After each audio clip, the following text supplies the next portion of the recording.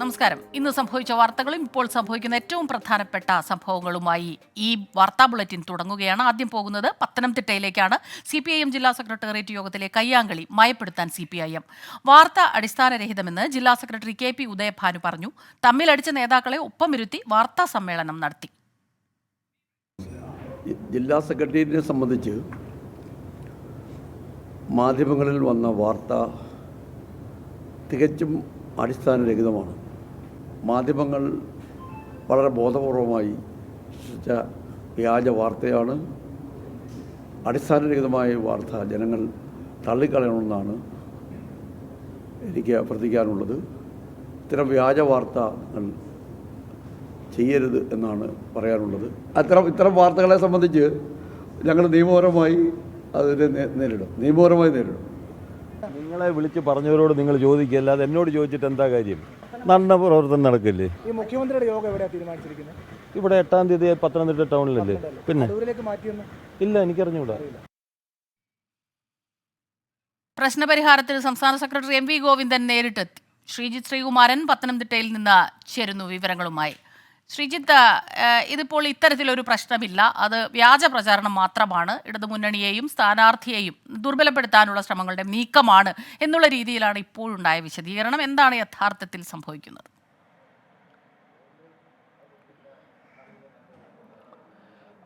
ഇന്നലെ രാത്രി 10 മണിയോടുകൂടിയാണ് ഇത്തരമൊരു അനിഷ്ട സംഭവം CPIMന്റെ ജില്ലാ കമ്മിറ്റി, പത്തനംതിട്ട ജില്ലാ കമ്മിറ്റി ഓഫീസിൽ നടക്കുന്നത്. ജില്ലാ സെക്രട്ടേറിയറ്റ് യോഗത്തിൽ പങ്കെടുത്തത് മന്ത്രി VN വാസവനായിരുന്നു. ഈ മുഖ്യമന്ത്രിയുടെ പരിപാടി ഏപ്രിൽ 8-ാം തീയതി പത്തനംതിട്ടയിലുണ്ട്. അത് മണ്ഡലത്തിൽ ഉടനീളം പരിപാടികളുണ്ട്, കാഞ്ഞിരപ്പള്ളിയിലുണ്ട്, അത്തരത്തിൽ മണ്ഡലത്തിൽ ഉടനീളം പരിപാടികളുണ്ട്. അപ്പോൾ മുഖ്യമന്ത്രിയുടെ ആ വരവ് സംബന്ധിച്ച ചർച്ചകളായിരുന്നു പ്രധാനമായും ജില്ലാ സെക്രട്ടേറിയറ്റ് യോഗത്തിൽ നടന്നത്. എന്തായാലും ഈ ജില്ലാ സെക്രട്ടേറിയറ്റ് യോഗത്തിൽ മുഖ്യമന്ത്രിയുടെ പരിപാടി നടത്തുന്നതുമായി ബന്ധപ്പെട്ട് സമയക്രമത്തെ ചൊല്ലിയാണ് ഇത്തരത്തിൽ തർക്കമുണ്ടായത് എന്നാണ് ഏറ്റവും ഒടുവിൽ നമ്മൾ മനസ്സിലാക്കുന്നത്. എന്തായാലും 2 ജില്ലാ സെക്രട്ടേറിയറ്റ് അംഗങ്ങൾ, അത് ഒന്ന് PB ഹർഷകുമാർ, അദ്ദേഹം CITUവിൻ്റെ സംസ്ഥാന സെക്രട്ടറി കൂടിയാണ് PB ഹർഷകുമാർ. അദ്ദേഹവും അതുകൂടാതെ മുൻ ദേവസ്വം ബോർഡ് പ്രസിഡന്റും മുൻ ആറന്മുള MLA ഒക്കെ ആയ മുതിർന്ന ജില്ലാ സെക്രട്ടറി അംഗം K പത്മകുമാർ, ഇവർ തമ്മിലാണ് ഒരു അസ്വാരസ്യം, ഒരു വാക്കേറ്റം ആദ്യഘട്ടത്തിൽ ജില്ലാ കമ്മിറ്റി യോഗത്തിൽ വെച്ചുണ്ടായത്. അതിനുശേഷം ജില്ലാ സെക്രട്ടേറിയറ്റ് യോഗം കഴിഞ്ഞ് പുറത്തേക്ക് പോകുന്ന സമയത്ത് ഈ കയ്യേറ്റം ഉണ്ടാവുകയായിരുന്നു എന്നാണ് ഏറ്റവും ഒടുവിൽ മനസ്സിലാക്കുന്നത്. അപ്പോൾ തന്നെ നേതാക്കൾ ഇടപെട്ട് അങ്ങോട്ടും ഇങ്ങോട്ടും പിടിച്ചു മാറ്റി. ഉടൻ തന്നെ പക്ഷേ ഈ വിഷയത്തിൽ പത്മകുമാർ വെറുതെ ഇരുന്നില്ല. അദ്ദേഹം ഈ തെരഞ്ഞെടുപ്പ് ചുമതലകളിൽ നിന്ന് തന്നെ ഒഴിവാക്കണമെന്ന് ജില്ലാ സെക്രട്ടറി KP ഉദയഭാനുവിന് അപ്പോൾ തന്നെ രേഖാമൂലം കത്ത് നൽകിയെന്നും പറയപ്പെടുന്നു. എന്തായാലും ഇന്ന് പക്ഷേ CPIM ഇത് വാർത്തകളായി പുറത്തു വന്നതോടുകൂടി, ഇന്നലെ രാത്രി തന്നെ ഇത് വാർത്തയായി വന്നിരുന്നു, ഇന്ന് ആ വാർത്തകൾ കൂടുതൽ കാഠിന്യത്തോടു കൂടി പുറത്തു വന്നതോടുകൂടി CPIM സംസ്ഥാന നേതൃത്വം വിഷയത്തിൽ ഇടപെട്ടു. മന്ത്രി VN വാസവൻ ഇന്നലെ തന്നെ ഈ വിഷയം ധരിപ്പിച്ചിരുന്നു. അതിനുശേഷമാണ് KP ഉദയഭാനു ജില്ലാ സെക്രട്ടറിയുടെ ഒരു വിശദീകരണം ഉണ്ടായത്. അദ്ദേഹം ആദ്യഘട്ടത്തിൽ ഒരു ഫേസ്ബുക്ക് പോസ്റ്റ് ഇട്ടു. അത് തന്നെ വാർത്താ സമ്മേളനം വിളിച്ച് മാധ്യമപ്രവർത്തകരോടും പറഞ്ഞു. ഈ മാധ്യമപ്രവർത്തകരോട് പറയുന്നതിൻ്റെ ഒപ്പം തന്നെ അതിൻ്റെ ഒപ്പം കൃത്യമായ രീതിയിൽ ഈ 2 നേതാക്കളെയും, കയ്യാങ്കളി ഉണ്ടായി എന്ന് പറയുന്ന 2 നേതാക്കളെ, K പത്മകുമാറിനെയും അതുപോലെ തന്നെ PB ഹർഷകുമാറിനെയും ഒരുമിച്ചിരുത്താനും ജില്ലാ സെക്രട്ടറി മറന്നില്ല. എല്ലാം വ്യാജ വാർത്തകളാണ്, അത്തരത്തിലുള്ള പ്രശ്നങ്ങൾ ഉണ്ടായിട്ടില്ല, തർക്കങ്ങളുണ്ടാവാം, ചർച്ചകളുണ്ടാവാം, അത് ഒരിക്കലും കയ്യാങ്കളിയിലേക്ക് പോകില്ല, ഇത് പാർട്ടി CPIM ആണ് എന്നാണ് ജില്ലാ സെക്രട്ടറി പറയുന്നത്. എന്തായാലും ഇത്തരം വ്യാജ വാർത്തകൾ നൽകുന്ന മാധ്യമങ്ങൾക്കെതിരെ കൃത്യമായ രീതിയിൽ നിയമ നടപടി സ്വീകരിക്കുമെന്ന് ജില്ലാ സെക്രട്ടറി പറയുന്നു. എന്തായാലും തൽക്കാലം നടപടികളൊന്നുമില്ല, പക്ഷേ ഈ തെരഞ്ഞെടുപ്പിന് ശേഷം ഒരു നടപടി ഉണ്ടാകും, ഈ വിഷയത്തിൽ കൃത്യമായ പരിശോധനകൾ ഉണ്ടാകും എന്ന് തന്നെയാണ് മനസ്സിലാക്കുന്നത്. എന്തായാലും CPIM സംസ്ഥാന സെക്രട്ടറി MV ഗോവിന്ദൻ കഴിഞ്ഞ ദിവസങ്ങളിൽ ഇവിടെ എത്തിയിരുന്നു, തെരഞ്ഞെടുപ്പ് പ്രവർത്തനം വിലയിരുത്താനായിരുന്നു അത്. എന്തായാലും ഈ പ്രശ്ന പരിഹാരത്തിനായി തൊട്ടടുത്ത ദിവസങ്ങളിൽ തന്നെ സംസ്ഥാന സെക്രട്ടറി ഇങ്ങോട്ടെത്തും. മന്ത്രി VN വാസവനും ഉടൻ തന്നെ ഈ വിഷയത്തിൽ ഇടപെടാൻ വേണ്ടി ഇങ്ങോട്ട് എത്തിച്ചേരുന്നുണ്ടെന്നാണ് മനസ്സിലാക്കുന്നത്. CPIMനെ സംബന്ധിച്ചിടത്തോളം തൽക്കാലം വിഷയം മയപ്പെടുത്തിയിട്ടുണ്ട്, 2 നേതാക്കളെയും ഒപ്പം വരുത്തിയിട്ടുണ്ട്. പക്ഷേ തെരഞ്ഞെടുപ്പ് പ്രചാരണത്തിൽ UDFും BJPയും ഇത് കൃത്യമായി ഉപയോഗിക്കുന്ന അവർക്കറിയാം. അതുകൊണ്ടാണ് അവർ നിലപാട് മയപ്പെടുത്തിയത്. അല്ലെങ്കിൽ ഇത്തരമൊരു വിഷയമില്ല എന്ന് പറഞ്ഞ് വാർത്താ സമ്മേളനം നടത്തുന്നതെന്നാണ് മനസ്സിലാക്കുന്നത്. എന്തായാലും വിഷയം താൽക്കാലികമായി അവസാനിപ്പിക്കാൻ ജില്ലാ നേതൃത്വത്തിന് കഴിഞ്ഞിട്ടുണ്ട്. 2 നേതാക്കളെയും ഒപ്പമിരുത്തി അവർ വാർത്താ സമ്മേളനം നടത്തിയിട്ടുണ്ട്. സ്മിത, ജില്ലാ സെക്രട്ടേറിയറ്റ് യോഗത്തിലെ കയ്യാങ്കളി മയപ്പെടുത്താനാണ് CPIMന്റെ നീക്കം. വാർത്താടിസ്ഥാനരഹിതമാണെന്ന് ജില്ലാ സെക്രട്ടറി KP ഉദയഭാനു പറഞ്ഞു. ശ്രീജിത്ത് ശ്രീകുമാരനാണ് പത്തനംതിട്ടയിൽ നിന്ന് ഈ വാർത്തയുടെ വിശദാംശങ്ങളുമായി നമുക്കൊപ്പം ചേർന്നത്. മറ്റൊരു പ്രധാനപ്പെട്ട വാർത്തയിലേക്ക് കടക്കുകയാണ്. പൂക്കോട് വെറ്റിനറി സർവകലാശാലയിലെ ജയസ് സിദ്ധാർത്ഥന്റെ മരണത്തിൽ CBIക്ക് അന്വേഷണ ശുപാർശ. സർക്കാരിന് ഗുരുതരമായ വീഴ്ചയുണ്ടായി ഇക്കാര്യത്തിലെന്ന് റിപ്പോർട്ടുകൾ. വിജ്ഞാപനം കൈമാറിയെങ്കിലും കേസിന്റെ പൂർണ്ണ വിവരങ്ങളുള്ള റിപ്പോർട്ട് നൽകിയിട്ടില്ല. വിവാദമായതോടെ തിരക്കിട്ട് റിപ്പോർട്ട് കൈമാറാനുള്ള ശ്രമം സർക്കാർ തുടങ്ങിയിട്ടുണ്ട്. നീതി ലഭിച്ചെന്ന് തെറ്റിദ്ധരിക്കപ്പെട്ടെന്ന് സിദ്ധാർത്ഥന്റെ പിതാവ് ജയപ്രകാശിന്റെ പ്രതികരണം. ഇതുവരെയ്ക്കും ഞാൻ പറഞ്ഞ് പറ്റിച്ചു എന്ന് പറയില്ല, പക്ഷേ ഞാൻ ചതിക്കപ്പെട്ടോ എന്ന് എനിക്ക് ഡൗട്ടുണ്ട്. കാര്യം പറഞ്ഞാൽ അന്ന് ഇത്രയും പീക്ക് ടൈമിലായിട്ട് നടന്നുകൊണ്ടിരിക്കുമ്പോഴേ കക്ഷി രാഷ്ട്രീയം ഒന്നുമില്ലാതെ എല്ലാവരും പ്രക്ഷോഭം ഉണ്ടാക്കുന്നു. മതം നോക്കാതെ എല്ലാവരും കാണുന്നു. അമ്മമാരെല്ലാവരും വലിയ രീതിയിൽ മീഡിയ കാര്യം എല്ലാവരും ആക്രമിച്ചുകൊണ്ടിരിക്കുന്ന സമയത്ത് അതിന് പെട്ടെന്നൊരു തടയിടേണ്ടത് മുഖ്യമന്ത്രിക്ക് ആവശ്യമായിരുന്നു. എനിക്കതൊന്നും അറിയില്ലായിരുന്നു. ഞാൻ മണ്ടനായിപ്പോയി.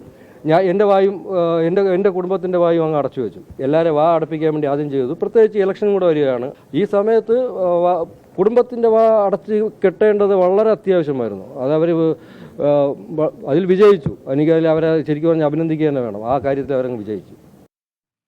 കേസ് അട്ടിമറിക്കാനുള്ള നീക്കം ചെറുക്കുമെന്ന് സിദ്ധാർത്ഥന്റെ പിതാവുമായുള്ള കൂടിക്കാഴ്ചയ്ക്ക് ശേഷം പ്രതിപക്ഷ നേതാവ് VD സതീശൻ പ്രതികരിച്ചു. അപ്പോൾ അദ്ദേഹത്തിനുള്ള ഉത്കണ്ഠ പങ്കുവയ്ക്കാൻ വേണ്ടി വന്നതാണ്. അദ്ദേഹത്തിൻ്റെ ഉത്കണ്ഠയോടൊപ്പം നിൽക്കും. ഈ കേസിൽ ഭംഗിയായി അന്വേഷണം നടത്തുന്നു എന്ന് ഉറപ്പുവരുത്താൻ വേണ്ടിയിട്ട് ആ കുടുംബത്തോടൊപ്പം ഞങ്ങൾ നിൽക്കും എന്ന് വാക്ക് കൊടുത്തിട്ടുണ്ട്. CBI അന്വേഷണം ത്വരിതപ്പെടുത്താൻ വേണ്ടിയിട്ട് എന്തെല്ലാം ഞങ്ങളെ കൊണ്ട് ചെയ്യാൻ പറ്റുമോ അതെല്ലാം ഞങ്ങൾ സ്വീകരിക്കും. നിയമപരമായ നടപടികൾ അദ്ദേഹത്തിന് സ്വീകരിക്കണമെങ്കിൽ അതിനാവശ്യമായ മുഴുവൻ പിന്തുണയും നൽകും. വീണ്ടും ഈ വിഷയത്തിൽ സമരം ആരംഭിക്കേണ്ട ഒരു ഘട്ടമെത്തിയാൽ അതിനുവേണ്ടി തെരഞ്ഞെടുപ്പ് കാലമാണെങ്കിൽ പോലും സമരം ചെയ്യാൻ ഞങ്ങൾ മടിക്കും. ഡോക്ടർ PC ശശീന്ദ്രന്റെ രാജിയുടെ പശ്ചാത്തലത്തിൽ പൂക്കോട്ട് വെറ്റിനറി സർവകലാശാലയിൽ പുതിയ വൈസ് ചാൻസലറെ ഇന്ന് തീരുമാനിക്കും. ഡൽഹിയിലേക്കാണ് ഇനി പോകുന്നത്. ഡൽഹി മുഖ്യമന്ത്രി അരവിന്ദ് കെജ്രിവാളിന്റെ അറസ്റ്റിൽ പ്രതിഷേധിച്ച് ആം ആദ്മി പാർട്ടി നടത്തിയ മാർച്ചിൽ സംഘർഷം. പട്ടേൽ ചൌക്ക് മെട്രോ സ്റ്റേഷൻ സമീപത്തു നിന്ന് പ്രതിഷേധക്കാരെ ബലം പ്രയോഗിച്ച് കസ്റ്റഡിയിലെടുത്തു. സുരക്ഷ കണക്കിലെടുത്ത് കൂടുതൽ പോലീസ് സ്ഥലത്തെത്തിയിട്ടുണ്ട്.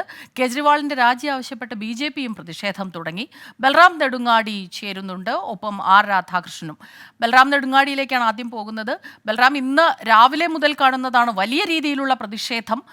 ഇപ്പോൾ ആ പ്രതിഷേധങ്ങൾക്ക് ശമനമായിട്ടുണ്ടോ, അതോ ആ പ്രതിഷേധം വലിയ തോതിൽ തന്നെ അതങ്ങനെ നടക്കുകയാണോ? ഇടയ്ക്കിടയ്ക്ക് ചില സംഘർഷങ്ങൾ ഉണ്ടാകുന്നു. പോലീസാണെങ്കിൽ കനത്ത പ്രതിരോധം ഉണ്ടാക്കിയിരിക്കുന്നു.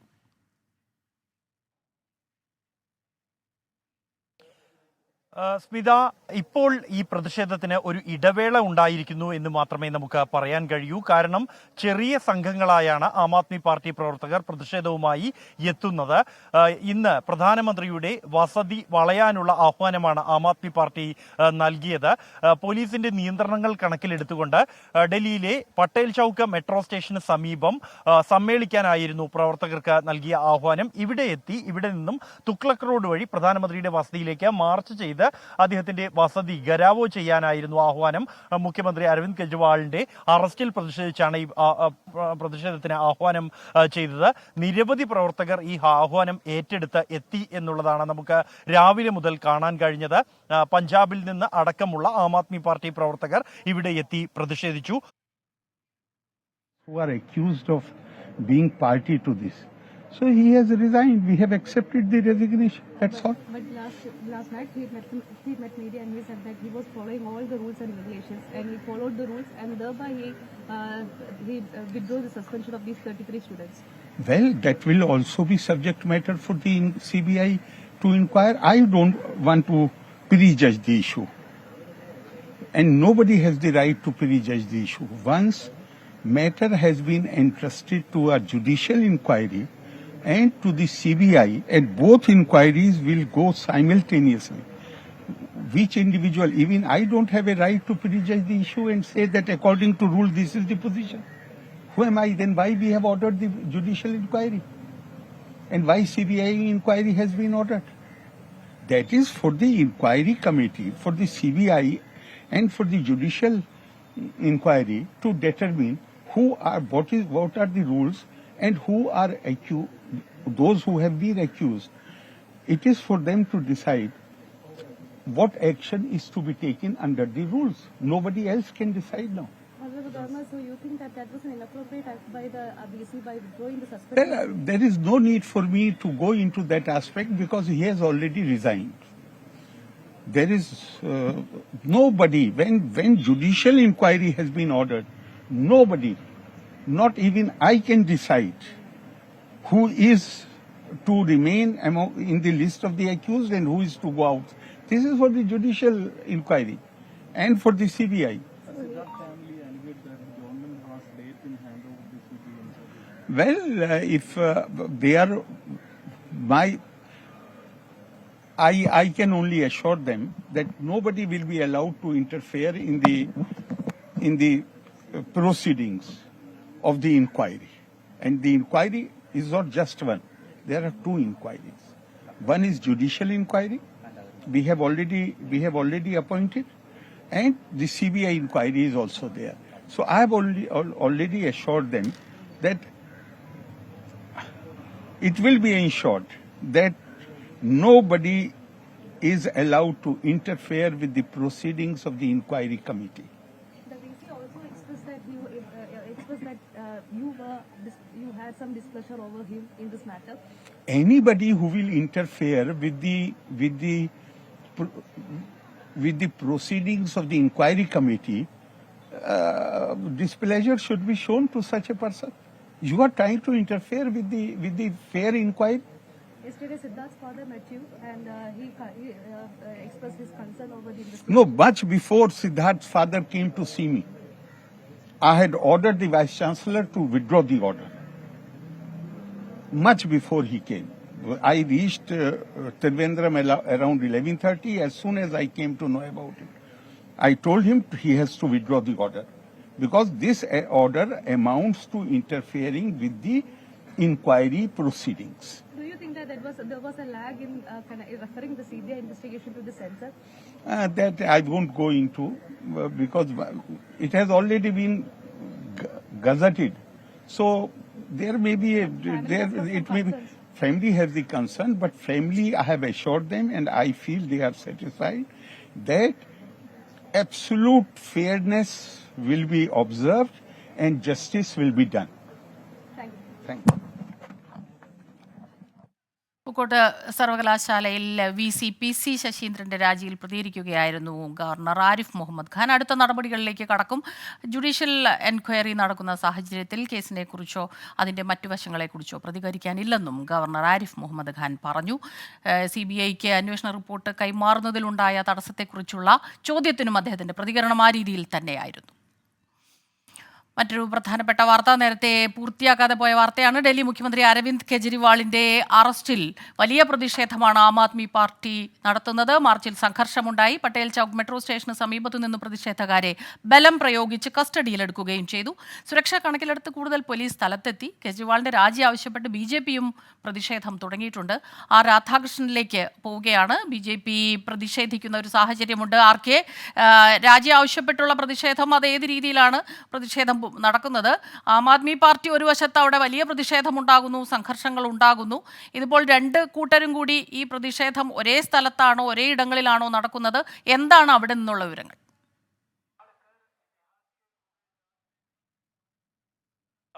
രണ്ട് പേരും ഒരിടത്തല്ല സ്മിത ഈ പ്രതിഷേധം നടത്തുന്നത്. പക്ഷേ ഈ രണ്ടുപേരുടെയും പ്രതിഷേധ സമരങ്ങൾ നഗരത്തെ ഒരുമാതിരി നിശ്ചലമാക്കിയെന്ന് നമുക്ക് വേണമെങ്കിൽ പറയാം. ജനജീവിതത്തെ ബാധിച്ചിട്ടുണ്ട്. ഈ ഞാൻ നിൽക്കുന്ന ഫിറോസ് ഷാ കോട്ടിലേക്ക് സമീപത്തായിട്ടാണ് BJPയുടെ അവർ നടത്തുന്ന മാർച്ചിനെ.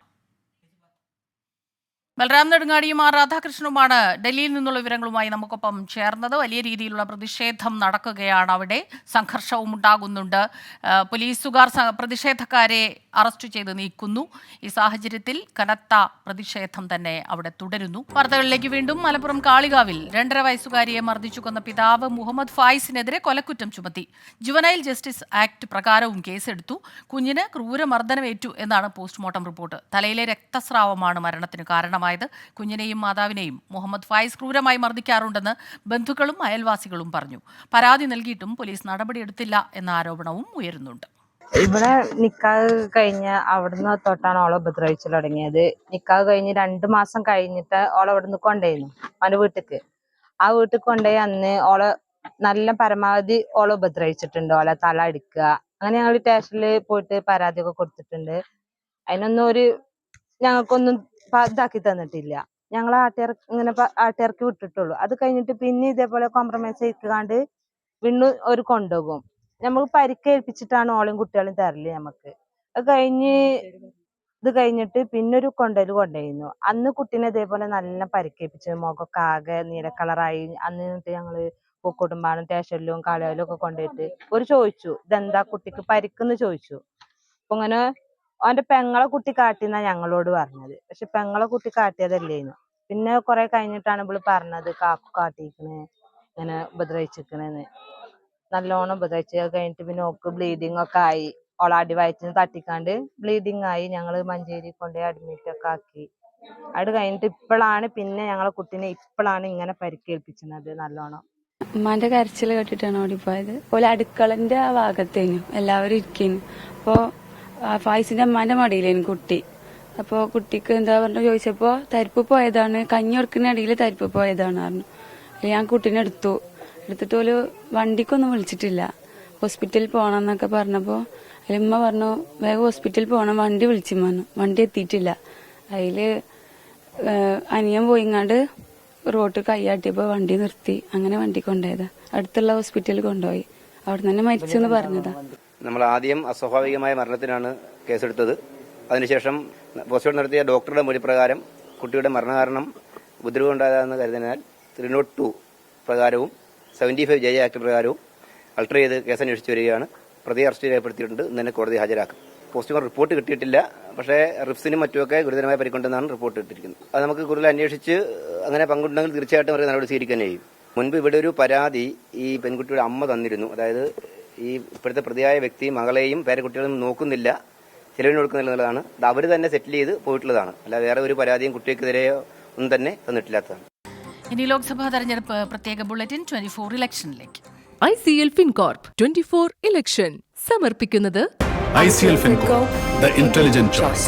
Powered by Asset, responsibly yours. In association with Durashine Roof and Wall Sheets, ഒരു ടാറ്റ ബ്ലൂ സ്കോപ്പ് സ്റ്റീൽ ഉൽപ്പന്നം.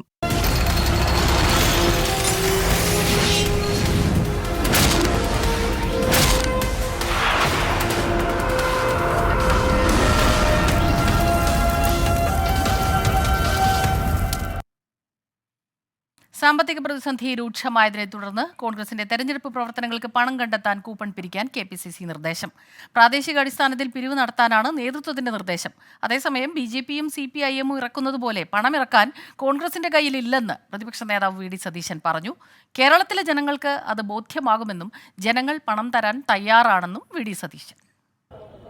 വളരെ കടുത്ത സാമ്പത്തിക പ്രതിസന്ധിയിലൂടെയാണ് കോൺഗ്രസ് രാജ്യത്ത് എല്ലായിടത്തും മുന്നോട്ട് പോകുന്നത്. രാഹുൽ ഗാന്ധി പറഞ്ഞതുപോലെ ഒരു ഫ്ലൈറ്റ് ടിക്കറ്റിന് കാശെടുക്കാൻ പോയിട്ട് ട്രെയിൻ ടിക്കറ്റിന് കാശെടുക്കാനുള്ള പണം കയ്യിലില്ല. ഇതെല്ലാം ജനങ്ങൾക്കറിയാം. അവർ സഹായിക്കും, അവർ വോട്ട് ചെയ്ത് ഞങ്ങളെ സഹായിക്കും, അവർ സാമ്പത്തിക സഹായം നൽകിയും ഞങ്ങളെ സഹായിക്കും. ക്രൗഡ് ഫണ്ടിങ് വേണ്ട ഒരു സാഹചര്യം വന്നാൽ ഞങ്ങളത് ക്രൗഡ് ഫണ്ടിങ് നടത്തും.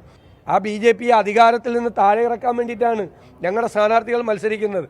അല്ലാതെ CPM മത്സരിക്കുന്ന പോലെ മരപ്പെട്ടി ചിഹ്നത്തിലും നീരാളി ചിഹ്നത്തിലും മത്സരിക്കാതിരിക്കാൻ, പാർട്ടിയുടെ അംഗീകാരം നഷ്ടപ്പെടാതിരിക്കാൻ വേണ്ടിയിട്ടല്ല ഞങ്ങൾ മത്സരിക്കുന്നത്.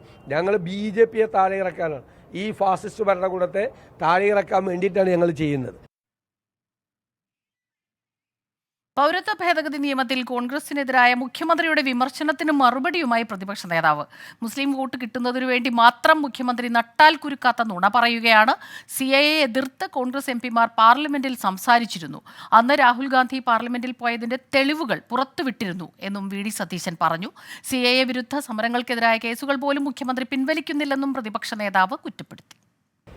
ഈ പൗരത്വ നിയമ പ്രശ്നം ഈ തെരഞ്ഞെടുപ്പിൽ രാഷ്ട്രീയ നേട്ടത്തിന് വേണ്ടിയിട്ട് ദുരുപയോഗം ചെയ്യുകയാണ് മുഖ്യമന്ത്രി പിണറായി വിജയൻ ചെയ്യണത്. ഞങ്ങൾക്ക് മുഖ്യമന്ത്രി പിണറായി വിജയൻ്റെ സർട്ടിഫിക്കറ്റ് ഒന്നും വേണ്ട. അദ്ദേഹം മുഖ്യമന്ത്രി സ്ഥാനത്ത് ഇരുന്നുകൊണ്ട് പൊതുയോഗങ്ങളിൽ പച്ചക്കള്ളം പറയുകയാണ്. ഇത് മുസ്ലിം വോട്ട് കിട്ടുന്നതിന് വേണ്ടി മാത്രം. ഞാൻ ഇതുവരെ പറഞ്ഞിട്ടില്ല. ഈ പൗരത്വ നിയമ പ്രശ്നത്തെ ദുരുപയോഗം ചെയ്യാണ്. അദ്ദേഹത്തിന് ഒറ്റ പ്രശ്നമുള്ളൂ, ഈ പാർലമെൻറ്റ് തെരഞ്ഞെടുപ്പിൽ കേരളത്തിലെ അജണ്ട പൗരത്വ നിയമപ്രശ്നം മാത്രമാകണം. മുസ്ലിം വോട്ട് കിട്ടാൻ വേണ്ടിയിട്ട് അതിനെ ദുരുപയോഗം ചെയ്യണം. കോൺഗ്രസ് കേരളത്തിലെ എത്ര സ്ഥലത്ത് പരിപാടികൾ നടത്തി, CPM നടത്തിയതിനേക്കാൾ കൂടുതൽ പരിപാടികൾ കേരളത്തിൽ നടത്തി. വടകരയിലെ LDF സ്ഥാനാർത്ഥി KK ശൈലജയ്ക്കെതിരായ കോവിഡ് കള്ളി പരാമർശത്തിനെതിരെ തെരഞ്ഞെടുപ്പ് കമ്മീഷന് പരാതി നൽകി. വടകര മണ്ഡലം LDF തെരഞ്ഞെടുപ്പ് കമ്മിറ്റിയാണ് പരാതി നൽകിയത്. തെരഞ്ഞെടുപ്പ് പ്രചാരണത്തിനിടെ KK ശൈലജയെ വ്യക്തിഹത്യ നടത്തുന്ന രീതിയിൽ സമൂഹമാധ്യമങ്ങളിലും അല്ലാതെയും നടത്തിയ എല്ലാ പ്രചാരണങ്ങൾക്കെതിരെയുമാണ് പരാതി. കോവിഡ് അഴിമതി എന്ന പേരിൽ തനിക്കെതിരെ നടക്കുന്ന പ്രചാരണങ്ങൾ ജനങ്ങളുടെ മുന്നിൽ തുറന്നു പറഞ്ഞിട്ടുണ്ടെന്നും ഇനിയും തുറന്നു പറയുമെന്നുമായിരുന്നു ഇതുമായി ബന്ധപ്പെട്ട KK ശൈലജയുടെ പ്രതികരണം. ഈ വാർത്താ ബുള്ളറ്റിൻ ഇവിടെ പൂർണ്ണമാവുകയാണ്.